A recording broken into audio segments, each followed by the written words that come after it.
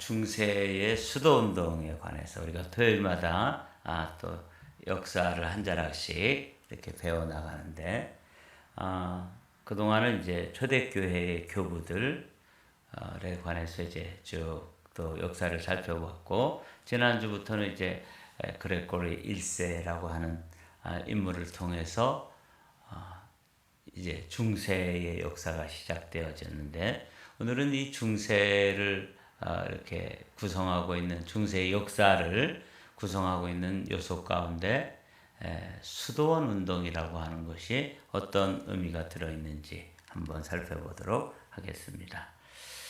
중세의 수도운동을 위해서 우리가 성경 한 구절을 먼저 받들어 읽겠습니다. 함께 읽어보실까요? 시작. 심령이 가난한 자는 복이 있나니 천국이 그들의 것임이요. 우리 함께 중세에는 이제 수도원 운동이 있었는데, 수도원 운동이 어떤 역할들을 감당했었는지 함께 살펴보도록 하죠. 수도원은 중세의 영성, 그리고 중세 시대가 이제 우리가 알기로는 암흑기라고 부르잖아요. 이 암흑기가 지나가는 동안에 이 수도원을 통해서 영성을 유지하고, 또 기독교의 영성을 유지할 뿐만 아니라 또 기독교 문화에 아주 중요한 역할을 감당하는 것이 이제 이 수도원의 역사다, 이렇게 보시면 됩니다. 수도원 운동은 왜 이렇게 일어났나, 제가 이제 어제 또 이렇게 살펴봤더니, 수도원 운동은 초대교회 당시에 이제 교부시대죠. 교부시대, 그 다음에 속사도 교부시대. 이런 그 초기에는 로마 황제로부터 핍박이 있었어요. 그 박해가 있었는데, 그런 그 핍박과 박해를 통해서 이제 큰 그 고통을 당하던, 그래서 지하에 숨어 있던 기독교가 AD 313년이 이제 전환기가 됩니다. 이때를 이제 뭐라고 부르냐면 그 밀라노 칙령이라고 부르는데, 콘스탄틴 대제로부터 기독교가 공인됨으로써 이제 지하에 있던 기독교가 밖으로 나오게 된 거죠. 그리고 이제 핍박을 받던 기독교에서 이제는 특혜를 누리는 기독교가 된 거예요. 이게 참 좋은 일이죠. 그래서 핍박이 사라지니까 아주 좋은 일이구나, 참 이제는 편안하게 신앙생활하게 됐구나, 이렇게 됐는데, 이게 이제 특권을 누리게 되고 특혜를 누리게 됨으로써 기독교의 신앙이 점점 퇴보하고 타락되어지기 시작합니다. 이게 등 따시고 배부르게 되는, 그렇죠. 그렇게 됨으로써 이제 거기에 대한 반작용으로 경건하게 살고자 하는 사람들은, 이게 기독교 신앙이 아닌데, 우리의 선조들은 그 박해 시대에 순교를 했는데, 이젠 뭐 너무 편하고 그냥 태어나기만 하면 기독교인이 되고, 또 기독교인이 된다는 게 아무런 불이익도 없고, 오히려 국가로부터 특혜를 누리고 장려가 되어지고, 이렇게 하니까 한편으로는 좋은데, 또 한편으로는 신앙이 느슨해지고 해이해지고 오히려 퇴보하고 타락하게 되는 것이죠. 그래서 거기에 대한 반작용으로, 그럼 우리는 이렇게 세상이 세속화되어지고 기독교가 이제 세상과 하나가 돼서 흘러간다면, 우리는 세속을 떠나서 스스로 이제 경건한 삶을 추구하는 것이죠. 이렇게 됨으로써 그 어두운 시기에 기독교의 영성을 유지할 수 있었다, 이런 말씀이죠.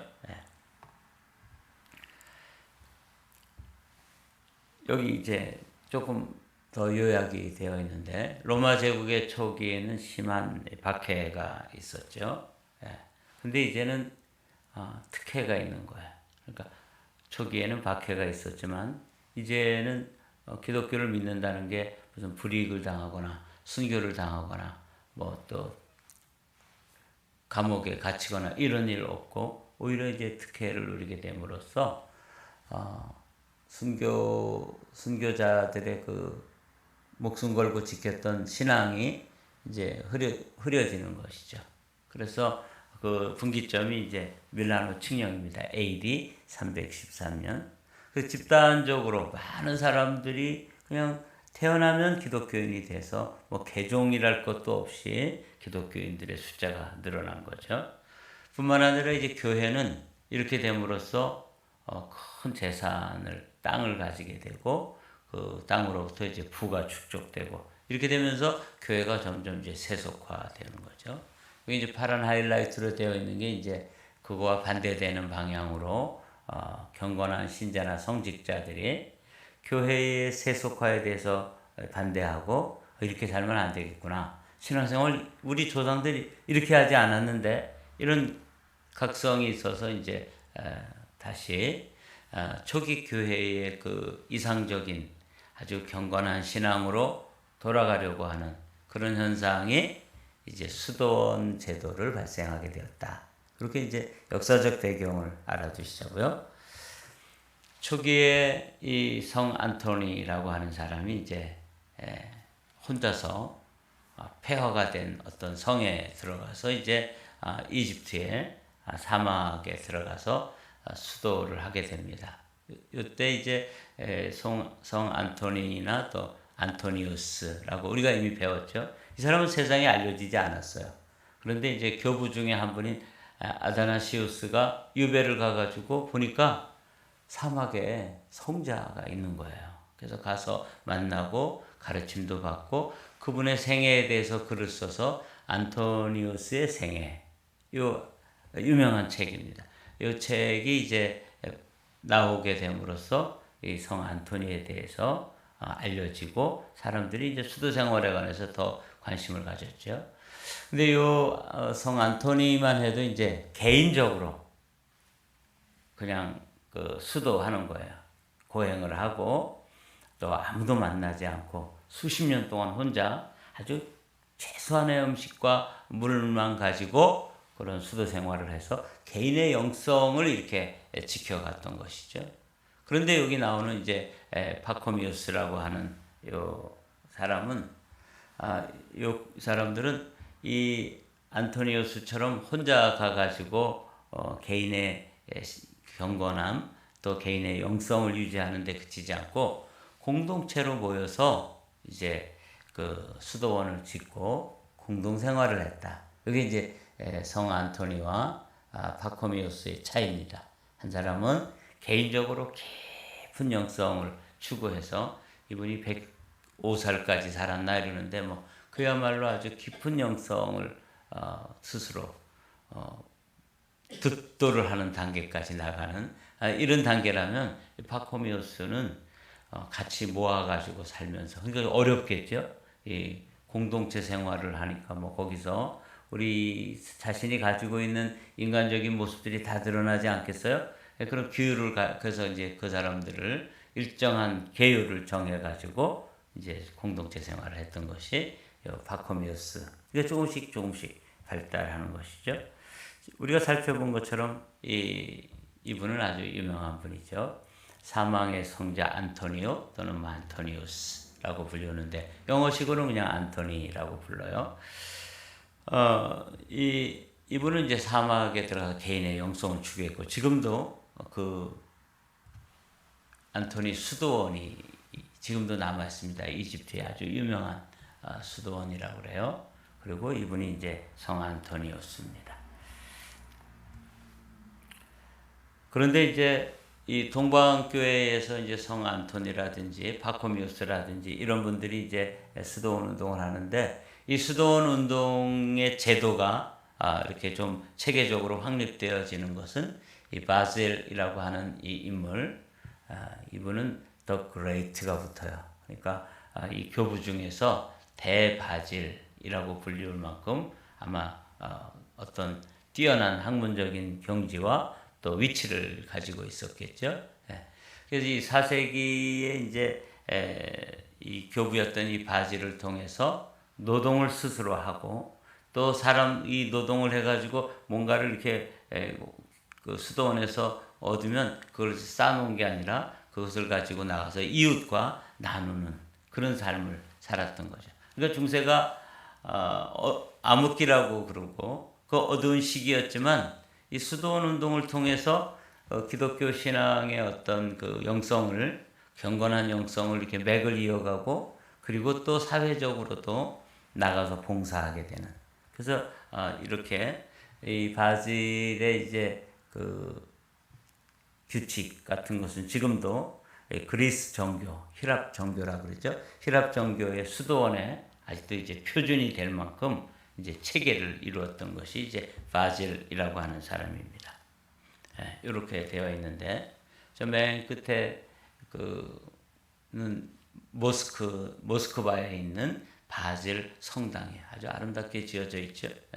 근데 이제 이 바질이라고 하는 인물을 통해 가지고 이제 이 동방교회가 이렇게 수도원을 한다 그러면 어떤 모습이어야 된다. 그리고 어떤 규율을 가지고 또 사회적으로는 어떻게 자선을 베풀고 이렇게 되는지를 이제 가르쳐 줬던 거예요.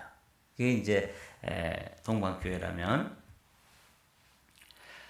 이 서방교회에서도 역시 또 수도원 운동을 하게 되는데 이 서방교회의 수도원 운동은 동방교회는 이제 안토니우스라든지 파코미우스라든지 방금 우리가 살펴본 바셀리라든지 이런 인물들을 통해서 이제 수도원 운동이 점점 이렇게 체계가 잡혀간다면 이 서방교회에서는 우리가 이제 서방교회 전통에 서 있는 거죠. 캐톨릭과 우리 프로테스탄트는 서방교회 전통에 서 있는데 거기에 이제 유명한 인물이 이제 베네딕트라고 하는 인물입니다. 이분을 통해서 이제 그 서방교회 이제 수도원 운동이 이렇게 시작되어요. 그래서 이분은 이제 이탈리아의 누르시아라고 하는 지역에서 출신이기 때문에 누르시아의 성 베네딕트라고 불러요. 여기 이제 베네딕트인데 베네딕트 수도사들의 아주 특징적인 것은 검은 옷을 입고 있다는 거죠. 그래서 블랙 몽크라고 불러요. 이분들은 이제 검은 수도사의 옷을 입고 수도 생활을 하면서 아주 근검하고 최소한의 그 절약을 해가면서 고행을 하고 또 이렇게 절약하고 그리고 또 외부의 사람들을 돕고 그래서 이제 이 베네딕트는 이 수도원 규칙을 서방교회 수도원 규칙을 또 이분이 만듭니다. 여러 수도원들의 그 문제가 발생하지 않겠어요? 뭐 수도원 원장의 이제 개인적인 영성으로 수도원이 이렇게 운영되어지고 사람들을 모아서 수도사의 삶을 사는데 이 원칙이 조금씩 다르니까 이게 이제 수도원마다 이제 조금씩 갈등도 생기고 문제가 생기니까 이 베네딕트를 통해 가지고 바실을 통해서 동방교회 그리스 정교회의 수도원 규칙이 이렇게 잘 체계화됐다면 이 서방교회는 이제 이 베네딕트라고 하는 인물을 통해서 많은 수도원들의 그 규칙들을 잘 종합해 가지고 수도원 수사는 어떻게 해야 되는지 또 성무 일과 아침 일찍 일어나서 어떤 운동을 하고 어떻게 노동을 하고 어떻게 기도 생활하고 또 말씀은 어떻게 해야 이런 것들을 쭉 체계를 만들어 놓은 게 이제 베네딕트라고 하는 인물이고 이 베네딕트는 말씀드린 것처럼 검은 수도복을 입고 있었기 때문에 블랙 몽크라고 불렀다. 조금 더 살펴보도록 하죠. 이 성 베네딕트 수도원 운동은 이제 유명한 몬테카시노라고 하는 이 수도원을 중심으로 해서 이루어졌어요. 지금도 이게 존재하고 있는데 아주 크고 웅장한 그런 수도원이었고 나중에 2차 대전 때는 또 이게 그 독일하고 연합군하고 전쟁을 하는 통에 수도원은 그야말로 고래 싸움에 새우등 터진다고 이 수도원이 어마어마하게 큰 규모의 수도원인데 연합군이 폭격을 해버립니다. 거기에 그 독일군이 숨어 있는 줄 알고. 근데 사실 독일군은 거기 숨어 있지 않고 거기 있는 수도사들 그리고 그 1000년 동안 이렇게 이어져 오던 그런 그 문화적 유산 뭐 이런 것만 그냥 다 유실되어지고 물론 오히려 독일군들에 의해서 그런 문화적 유산이라든지 또 양민이라든지 이런 사람들이 이제 피신을 하게 되고 연합군이 오판을 해가지고 이 수도원을 폭격을 하게 되는데 이 수도원이 이제 성 베네딕트 수도원이고 몬테 카시노 아주 유명한 수도원이더군요. 저는 수도원에 대해서 잘 몰랐는데 어제 저 하루 종일 수도원에 대해서 제가 이제 참고 자료도 찾아보고 또 구글에서 또 이미지도 찾아보고 이러면서 많이 배웠습니다. 그래서 이 사람들의 그 베네딕트가 이제 계율을 마련했다 그랬죠. 이 규칙을 마련했는데 이 사람들이 세 가지가 이제 말하자면 지금도 서방교회의 수도원 뭐 작고 큰 수도원들의 대체적인 규율 중에 세 가지입니다. 청빈, 순결, 순명. 이거죠. 한번 읽어볼까요? 시작. 청빈, 순결, 순명. 그래서 이들은 이제 이렇게 막 부유하게 될 기회가 있어도 또 부모에게 많은 재산을 물려받았을지라도 그것들을 다 팔아서 가난한 자들에게 주고 이제 자발적으로 청빈해지는 거예요. 최소한의 그 먹을 거와 또 입을 것과 이런 것들을 입고 그러니까 이제 뭐 검은색으로 이렇게 입고 다녔던 거죠. 그래서 이제 그들은 이제 또 자신의 그 순결한 삶을 추구했고 순명이라고 하는 건 이제 복종하는 것입니다. 특별히 이제 교황의 그 가르침에 대해서 절대 복종하는 것. 그리고 수도원 원장이 그 수도원에서는 절대 권력을 가지게 되는데 수도원 원장의 가르침에 순종하고 그 명령에 복종하는 것. 이게 이제 베네딕트 계율의 세 가지 요약이에요. 청빈, 순결, 순명. 그걸 이상으로 삼고 아주 금욕적인 삶을 살았던 사람들. 이 사람들이 이제 베네딕트 운동인데 이들의 이제 성무일과가 있어요. 그러니까 성무라는 건 거룩한 삶을 살기 위해서 하루의 이제 일과를 이렇게 규정해 놓은 거죠. 성무일과를 정해 놓고 대체적으로 이제 청빈과 또 순결과 순명의 원칙을 가지고 하루에 이제 그들이 그 추구하는 게 뭐냐면 노동과 기도입니다. 이게 참 귀한 것이죠. 저도 이제 수도원을 가본 적이 있어요. 기도원 말고 수도원. 네.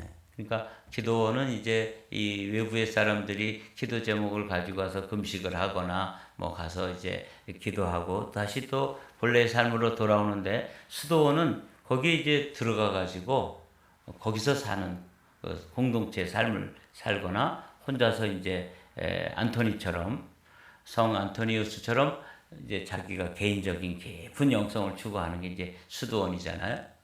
그래서 이제 지금 개신교 수도원이 있어요. 포천에 은성수도원이라고 있었는데 거기 들어가면 지금도 그 엄두섭 목사님에 의해서 이렇게 기도실을 만들어 놓고 또 함께 한 2시쯤 일어나더군요. 그분들도 한 2시쯤 일어나서 거기에 있는 그 수도사들을 하는 걸 보니까 맨발로 양말 신지 않고 이렇게 수도사의 옷을 입고 아침에 무슨 이상한 운동부터 시작하더군요.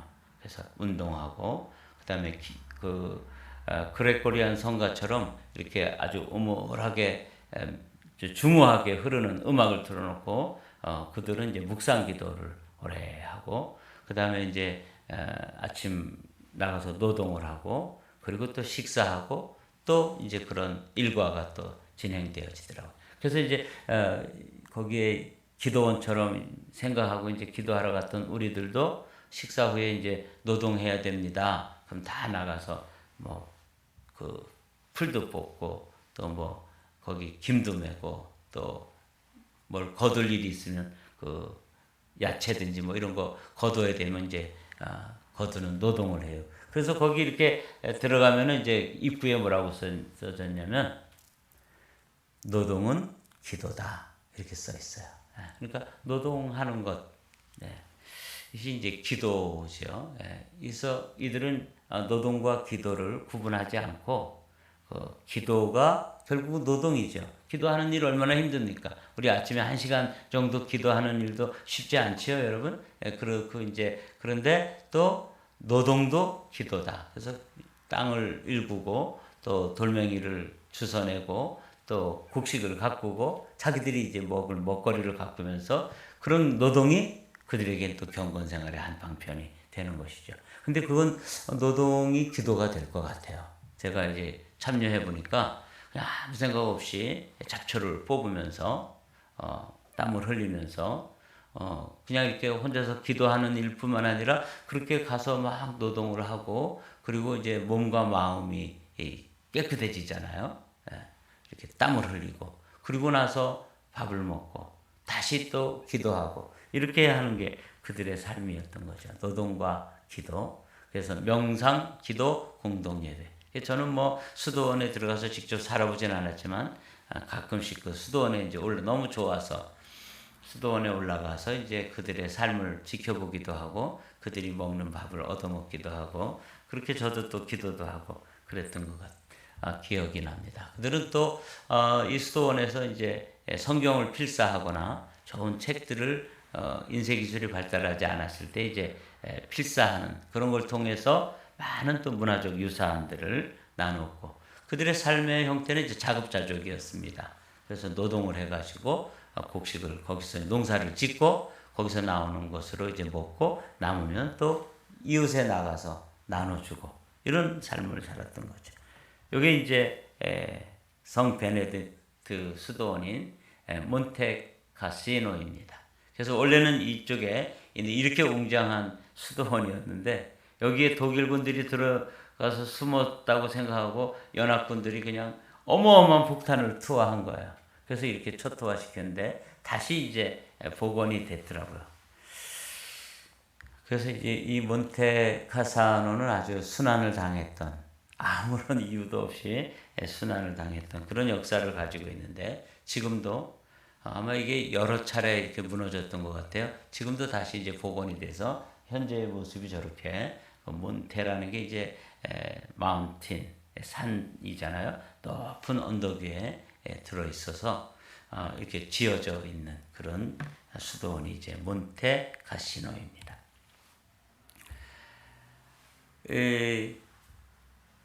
수도원 운동이 이제 우리가 수도원 운동을 살펴보는 이유는 뭐냐면 중세가 그렇게 세속화되어지고 이제는 더 이상 뭐 핍박도 없고 박해도 없어서 오히려 특혜를 누리게 되는 그런 시기에 교회가 점점 제도화되어지고 영성을 잃어가고 그럴 때 이 수도원 운동을 통해서 초대교회의 그런 영성과 신앙의 그 신앙의 경건성이 유지되었던 거죠. 그런데 이제 이때도 이렇게 수도원이 이제 초기에는 시작할 때는 아주 정말 경건한 삶을 살기로 결심하고 시작하는데 그 파운더, 그 개척자가 사라지고 나면 그 다음에 거기 뭐가 생기냐면 많은 사람들이 와서 그들의 그 삶을 보고 자신이 이제 가지고 있던 재산을 그 수도원에 가지고 들어와서 삶을 마치고 그 수도원에 이제 재산을 기증하고 이렇게 되면서 본의 아니게 수도원이 부자가 되는 거예요. 그럼 다시 또 수도원이 또 뒤로 물러가죠. 퇴보하지 않겠어요? 이제 세속화라는 과정을 또 거치게 되더라고요. 그러니까 뭐 절대 권력은 절대 부패한다라는 말이 있는 것처럼 수도원 운동을 제가 가만히 보면서 초기에 이제 베네딕트라든지 무슨 뭐 안토니우스라든지 이런 그 경건을 향한 열망을 가지고 시작했던 사람들의 그 초기 정신이 이게 이제 돈이 생기고 부가 축적되면서 이게 이제 퇴보하게 돼요. 그래서 결국은 또 아주 등 따시고 배부른 기득권층이 돼버릴 때 다시 거기서 또 개혁을 하게 되고 또 개혁을 하게 되고 이렇게 되는 것 같아요. 교회도 마찬가지인 것 같습니다. 이 교회가 이제 이렇게 우리 교처럼 이제 개척 초기에는 정말 뭐 갖춘 것도 없고 뭐 규모도 적고 그래서 뭐 정말 애써서 기도하고 이러다가 여의도 순복음교회처럼 이렇게 규모가 생겨버리면 뭐 굉장하잖아요. 성도만 해도 70만 명이고 이렇게 되면 이제 자연스럽게 뭐가 있냐면 재산이 생기고 부가 축적되고 힘이 생긴단 말이죠. 이렇게 되면 이제 또 이게 기득권층이 되면서 여기서 다시 또 반작용으로 또 다른 개혁 운동들이 일어나고 이런 게 이제 수도원 운동의 모습이었어요. 그러니까 계속 그게 반복되더군요. 그래서 이제 이 수도원 운동이 이제 이렇게 부가 축적되면서 타락되어지면 말씀드린 것처럼 이제 이들이 또 반작용으로 또 다른 수도원 운동, 더 엄격한 본래의 그 본질을 회복하려고 하는 그런 수도원 운동이 벌어지는데, 이제 이 클루니라고 하는 이것도 이제 마찬가지입니다. 원래 좋은 뜻으로 출발했지만 사람들이 이제 몰려와 가지고 재산이 생기고 부가 축적되면서 갑자기 이제 그렇게 막 노동을 열심히 안 해도 되고 오히려 노동을 안 하고 영지가 생기니까 그걸 이제 일반 백성들에게 그 땅을 나눠주고 거기서 받는 그 토지세만 해도 수도원은 차고 넘치게 되는 거니까, 그 다음에 수도원의 수도사들이 그렇게 자신을 이제 금욕적인 생활이라든지 자기를 절제한다든지 청빈의 삶이라든지 이런 게 안 되는 거야. 청빈, 순결, 순명 이런 게 이제 베네딕트가 걸었던 그런 그 모토인데, 이런 것들은 사라지고 청빈하려고 그래도 뭐 청빈할 수가 없어요. 워낙 그 수도원의 재산이 늘어나니까. 그래서 그것만 관리해도 결국은 뭐 다 할 일이 많으니까 깊이 기도한다든지 순결을 유지한다든지 이렇게 힘들게 되니까 또 반작용으로 또 다른 운동들이 나타나죠. 이 클루니 수도 운동도 마찬가지입니다. 세속화와 성직자의 타락에 대해서 이제 반작용으로 개혁 운동이 이제 이 클루니 수도원을 통해서 또 일어나게 되었다.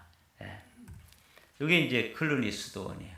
근데 수도원도 뭐 제가 이제 보면서 처음에는 다시 또 청빈, 순결, 순명 이런 정신으로 또 나가지만, 이렇게 멋지게 수도원을 지어놓으면 다시 또 수도원은 또 등 따시고 배부른 기득권층이 돼버리잖아요. 이렇게 됨으로써 결국은 또 세속화의 길을 걷게 되고, 이게 이제 반복되는 걸 살펴보았습니다. 근데 이제 이때 이제 교황 중에서 이 레오 9세라고 하는 사람이 이제 개혁 정신을 가지고 아주 청빈한 교황으로서, 교황 중에서도 그러니까 정신이 살아있던 그런 사람이 있더라고요. 이분이 이제 레오 9세입니다. 그래서 이분은 그 교황의 권력이 뭐 무소불위의 권력 아니에요. 그런데 추기경단이라고 하는 회의체를 구성해 가지고 의결을 하고 그들과 의논하면서 또 교회의 성직자들이 자꾸 이제 타락되어져 가는 것을 이렇게 막아내고 그랬던 정화 작업을 하고, 저명한 레오 9세, 이건 여러분들이 한번 알아두십시오. 클루니 수도원을 통해서 교회 개혁을 감당했던 교황이 바로 이 레오 9세다. 이렇게 이제 알아두시면 좋겠습니다. 이 수도원 운동이 이제 힘을 가지고 점점 이제 그 세속 권력인 황제와 교황 사이에 이제 이 파워 게임이 있었는데, 늘 그 전에는 황제가 이제 교황을 임명하고 교황을 폐위시키기도 하고 이렇게 막 했던 거예요. 그런데 이 그레고리 7세라고 하는 이 인물에 와서는 드디어 교황권이 황제를 다스리게 되는, 교황이 이제 우위에 서게 되는 그런 시대가 와요. 그래서 이 캐톨릭에서는 이 그레고리 7세의 이 교황권이 세속의 황제를 지배하게 되는 이 시기를 가장 이렇게 그리워하는 것 같아요. 그러나 이제 이것도 또 곧 세속화의 한 그 모습이죠. 이 그레고리 7세는 이렇게 문헌을 찾아보고 또 강의도 들어보고 그러니까 굉장했던 인물이더라고요. 원칙이 있었고 또 신앙적인 그 교리에 충실했고, 그걸 가지고 세상의 황제와 맞서서 결국 황제를 굴복시키는 이런 일을 했던 인물인데, 특별히 이제 황제가 교황을 임명하는 것에 대해서 반대해가지고 교황이 오히려 황제를 폐위시키는 이런 일을 해요. 이걸 서임권이라는데, 누가 그 임명을 하느냐, 교직을 이 문제에 대해서 이 하인리 4세 또는 그냥 헨리라고도 불러요. 독일 발음식으로 이제 하인리히라고 그러는데 하인리 4세와 이제 이 파워 게임을 하고 결국은 여기 유명한 말 나오죠. 카노사의 굴복 또는 카노사의 굴욕. 누가 굴욕을 당하는 거냐면 황제가 독일 황제였던 이 하인리히 4세가 이 교황을 찾아와서 아주 추운 겨울에 찾아와 가지고 4일 동안 밖에서 떨면서 용서를 구해요. 그래서 3일 동안 만나주지 않다가 이제 3일 만에 나가서 사면을 하게 되는데 이름으로써 이제 교황권이 우위에 서게 됩니다. 교황권도 이제 다음 주에 우리가 오늘은 이제 수도원 운동에 대해서 살펴보는데 교황권에 대해서는 다음 주에 조금 더 자세히 살펴보도록 하고요. 이분이 이제 유명한 교황 그레고리 7세입니다. 그러니까 중세 시대의 교황권이 정점에 달했을 때, 그래서 독일의 황제가 교황들을 임명하다가 이제는 교황이 황제를 폐위시키기도 하고 또는 임명하기도 하게 되는 뭐 이런 역전 현상이 이제 이 그레고리 7세라고 하는 사람을 통해서 이 시대에 이제 경험되어지고 정점을 찍습니다. 이 교황 권력의 정점이죠. 이게 이제 유명한 카노사의 굴욕 또는 카노사에서 이 교황에게 황제가 찾아와서 폐위되었던 그 명령을 거두어 주십시오. 그래서 3일 동안 그 밖에서 이제 석고 대자라 그러잖아요, 우리도. 그런 것처럼 와가지고 무릎 꿇고 이제 교황한테 이제 빌었을 때 교황이 이제 사면을 하고 그래서 다시 너를 임명한다. 이렇게 해서 이제 복권을 하고 이렇게 해서 교황권이 세속의 정권의 그 권력의 우위에 서는 그런 그 큰 사건이 있었는데 그걸 카노사의 굴욕이다. 황제가 가가지고 교황한테 무릎을 꿇는 거죠. 그러니까 뭐 캐톨릭 그 교황 제도가 있는 이 사람들이 이때가 가장 그립겠죠. 그러나 이렇게 힘을 가지면 어떻게 된다고요? 이게 세속화가 되고 타락되어지고 이 권력은 절대 부패하게 되는 이런 일을 겪게 돼요. 이렇게 이제 힘이 생겼을 때 다시 이런 그 교회의 세속화에 대해서 또 반대하고 우리가 이렇게 배부르게 살면 배부른 돼지가 되는 것이다. 그래서 다시 돌아가게 되는데 이제 이들이 이제 시토라고 하는 사람들이 클레르보의 베르나르 유명한 사람. 이 사람들이 이제 다시 수도원 운동을 일으키는데 그 교단이 이제 시토 교단이다. 이렇게 정리가 돼요. 이 사람들은 누가 땅을 주는 걸 거부하고 황무지를 가서 직접 개간을 하고 또 거기다가 작물을 심고 농사를 지어서 이제 음식을 만들어 먹고 이렇게 하니까 뭐 아주 고된 노동을 해야 되잖아요. 이렇게 하면서 스스로 이제 또 경건의 삶을 살려고 노력을 했던 거죠. 제가 이걸 보면서 중세가 암흑기라고 하지만 그런 어두운 시기에도 믿음의 순수성을 지키고 하나님 앞에서 이 세상과 그냥 짝하지 않고 끝없이 자신의 어떤 그 순결한 믿음을 지키기 위해서 노력했던 그런 사람들의 운동을 수도원 운동이다. 이렇게 보시면 됩니다. 그러나 이제 이게 인간적으로 이제 또 재산이 축적되어지고 이러면은 또 세속화의 길을 걷게 되는 그것이 이제 반복되는 걸 볼 수 있는데 여기 등장하는 뭐 베네딕트라든지 여기 이제 베르나르라든지 이런 사람들이 다 그런 역사의 순환을 경험하게 됩니다. 근데 여기 이제 클루니 수도원이 이제 레오 9세를 통해 가지고 클루니 수도원 운동이 있었다고 그랬잖아요. 이 사람들은 주로 백색 그 옷을 수도복을 입고 있어서 이 사람들을 이제 화이트 몽크라고 부른다면 이 베네딕트 수도사들은 주로 이제 검은색 수도복을 입고 있었기 때문에 블랙 몽크라고 불러요. 이 시토 교단은 찾아봤더니 회색을 입었더군요. 그래서 이 사람들은 그레이 몽크라고 부를 수 있을까요? 어쨌든 이렇게 아주 자기들만의 독특한 그런 수도사의 옷을 입고 또 다녔기 때문에 사람들이 저 사람들은 그 클루니 수도원 그 계파구나. 지금도 뭐 감리교, 장로교, 성결교, 순복음, 침례 뭐 이런 것이 있는 것처럼 지금은 뭐 그런 옷을 구별해서 입지 않지만 당시에는 이렇게 검은 수도복을 입는 사람들도 있었고 하얀 수도복을 입기도 하고 시토 교단 같은 경우는 회색을 입었다고 이렇게 전해오더라고요. 그래서 한번 구글링을 해서 찾아보았습니다. 이제 이렇게 수도원 운동이 이렇게 진행될 때 이제 점점 청빈과 순결과 순명을 추구하기 위해서 두 큰 이제 수도원 운동이 이제 마지막으로 발생되어지는데 이 첫 번째는 누구냐면 성 프란시스예요. 이 사람들의 특징은 뭐냐면 탁발을 한다는 거예요. 탁발이 뭔가 하고 찾아보면 탁발은 이제 자신이 아무것도 가지지 않는 거예요. 이 프란시스는 굉장한 부자고 아버지가 큰 포목상을 하는 그런 부유한 상인의 아들로 태어나죠. 그런데 그런 일체의 그런 그 부를 다 나눠주고 또 포기하고 그리고 그야말로 수도복 하나를 걸치고 탁발이라는 게 뭐냐면 걸식을 하는 것입니다. 그래서 사람들에게 가서 사람들이 주는 음식으로 연명을 하고 그들에게 복음을 전하고 그래서 이 성 프란시스의 그 목적은 뭐냐면 전도하는 것입니다. 그러니까 걸식 전도죠.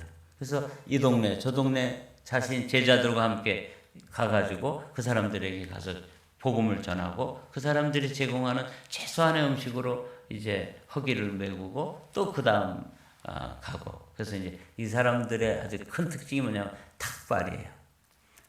참 흉내내기 힘든 거죠. 저보고 어디 가서 이제 밥 얻어 먹으면서 전도하라 그러면 그거 얼마나 뭐 힘들어요, 그죠? 차라리 안 먹고는 전도 안 하지. 근데 이 사람들은 자기 일체 재산을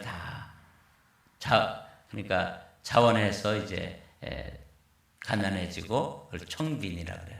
그리고 나서 사람들을 찾아가서 열심히 전도하는데 먹는 거는 그 사람들이 주는 걸로 먹는 거예요. 그러니까 가난한 시절에 가난한 사람들이 먹는 것으로 그냥 겨우 이제 허기를 메우고 열심히 전도했던 이 사람들이 이제 탁발 수도사들이라고 그래요. 그 수도사들의 어떤 그 형태도 조금씩 달라지더라고요. 이 대표적인 사람이 이제 아시시라고 하는 그 출신의 프란시스다. 이 프란체스코 또는 프란시스 이렇게 불러요. 이분은 찾아봤더니 이제 얼마나 그렇게 자기 자신을 비우고 영성이 깊었는지 날아가는 새라든지 동물들하고도 이렇게 대화가 될 정도의 영성이었다고 그러잖아요. 그래서 이분의 그 이미지를 찾아봤더니 동물들이 이렇게 막 날아다니고 이렇게 하는 자연과도 아주 깊은 대화를 하고 풀이면 풀, 뭐 꽃이면 꽃, 나무면 나무, 또 날아다니는 새들, 그냥 다람쥐, 뭐 이런 것들하고도 같이 대화를 할 수 있을 정도의 아주 깊고 순결한 그런 영성을 유지했던. 그래서 이분들은 이제 도시를 떠나서 사막으로 들어가지 않고 오히려 도시 속으로 들어가 가지고 찾아가는 선교를 했던 사람들. 그래서 이 사람들의 대체적인 게 이제 노란 하이라이트로 되어 있죠. 걸식. 이게 이제 탁발입니다. 그래서 자신의 개인적인 영성을 통해서 이제 구제하고 또 그 얻은 걸 가지고 또 더 없는 사람들에게 나눠주기도 하고 그리고 복음을 전했던 인물이죠. 그 프란시스의 이미지를 찾아봤더니 이렇게 막 새들이 날아다니고 이런 모습이 있어요. 그래서 이분의 그 탁발 수도사들, 그러니까 이 성 프란시스의 이제 그 가르침을 따르는 사람들은 다 뭐 개인적인 재산이 없을 뿐만 아니라 걸식을 하면서 사람들에게 음식을 얻어 먹어가면서 이 도시 저 도시로 찾아가는 거야. 자기들이 물러가가지고 수도원을 만들어 놓고 거기서 공동체 생활을 하면서 자기들의 영성을 유지하는 것도 중요하지만 오히려 이 사람들은 이제 찾아갔던 것이죠. 네. 이 성 프란시스와 함께 이 도미니쿠 이 수도사들도 똑같이 걸식을 했던 사람, 탁발 수도승인데 이 사람들의 특징은 뭐냐면 이 성 프란시스는 이제 사람들에게 학문을 가르치는 일은 또 혹시 교만해지기 때문에 그런 일은 장려하지 않았어요. 근데 이 도미니쿠스 교단 의 수도사들은 열심히 뭘 가르쳤습니다. 그렇게 그걸 통해 가지고 이 교단에서 이제 대학자들이 나와요. 그게 참 그리고 특이해요. 그래서 대표적인 인물이 이제 토마스 아퀴나스라고 하는 사람이 이 교단의 그 특징이에요. 이 사람들은 또 그냥 사람들을 전도하는 게 아니라 이단들을 개종시키고 가서 논쟁을 하고 그러려면 배워야 되니까 열심히 와가지고 다시 또 돌아와서는 학문을 연구하고 또 그 이단들의 그 교리를 어떻게 하면 가서 논쟁을 통해서 이겨낼 수 있을지 뭐 이런 걸 연구하다가 보니까 학문 체계가 이렇게 깊어지게 된 것이죠. 그래서 이 사람들은 이제 이단을 개종시키는 일, 그 대신 이 사람들이 이제 학식이 많다 보니까 이분들에게 교황은 뭘 맡겼냐면 종교 재판을 맡겼어요. 공부를 많이 한 사람들이니까. 그러다 보니까 또 이 사람들은 뭐가 생겼겠어요? 권력이 생기니까 누구를 재판하고 뭐 이렇게 하다 보니까 또 그것이 이제 세속화가 되어지는데 이 사람들의 문양이 이렇게 되어 있습니다. 성 도미니쿠스의 문양이죠. 이 사람들은 이제 학문을 이렇게 장려했고 열심히 공부해서 대학자가 나오기도 하고 그리고 이제 사람들을 재판하는 일을 주로 감당했다. 이게 이제 도미니쿠스 교단의 특징이더라고요. 이제 결론을 보면 프란시스 교단과 도미니쿠스 교단 이들의 이제 중세의 기독교와 또 일반인들에게 미친 영향은 이루 말할 수가 없어요. 그들은 이제 그 어두운 시기에 사람들을 계몽했고 또 전도했고 그리고 이단들을 개종시키기도 하고 그 다음에 학문을 연구해가지고 그 본질을 찾기도 하고 이렇게 했던 것이죠. 이 두 교단으로부터 나왔는데 이제 결론입니다. 그래서 이 수도원 운동을 통해서 유명한 그 학자들이 배출되기도 했고 이분들은 이제 수도원 운동을 하면서 한 가지는 이제 교황을 적극적으로 지지했어요. 교황이 이야기하는 거면 무조건 옳다고 지지해요. 다음 주에 우리가 이제 중세를 이해하려면 이 수도원 운동과 더불어서 이제 교황권에 대해서 살펴봐야 되는데 이들이 이제 이렇게 수도원 운동을 하면서 학교를 운영하게 됨으로써 사람들을 이제 깨워내게 되고 그래서 학문 연구에 깊은 그 기여를 하게 됩니다.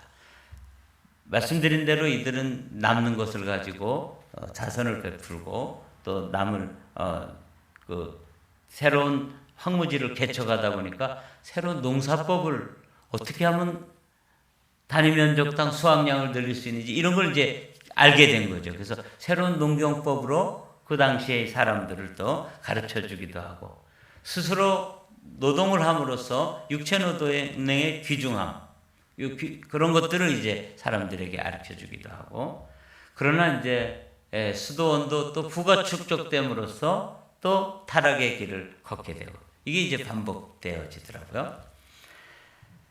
그러나 이제 이 도미니크 사람, 이 수도원 사람들은 이제 종교 재판을 했다는 게 한편으로는 이단들을 찾아내서 이렇게 걸러내고 또 이단 사람들을 개종시키고 이렇게 함으로써 귀한 일도 했지만 종교 재판을 함으로써 이제 힘을 가지게 되고 결국은 이게 또 세속화의 길을 걷게 되는 일을 하게 됩니다. 이렇게 되면서 이들이 이제 1000년 동안 이렇게 수도 운동을 통해서 영성도 가지고 또 세속화도 되고 이런 그 순환되어지는 과정에서 결국 뭐가 되냐면 종교 개혁이 일어나게 되는 원인을 제공하게 돼요. 이게 이제 이렇게 돼서 중세가 지나면 종교 개혁 운동으로 가게 되더라고요. 그래서 수도원 운동 하나만 쭉 살펴보면서도 어떻게 기독교가 우리가 가지고 있는 이 기독교가 어떻게 신앙의 영성을 유지했고 그 영성이 또 어떻게 흐려지고 다시 거기서부터 다시 자정작용으로 또 옮겨가고 이렇게 되는지를 살펴보게 돼서 어제는 또 수도원 운동과 함께 또 좋은 시간을 가졌습니다.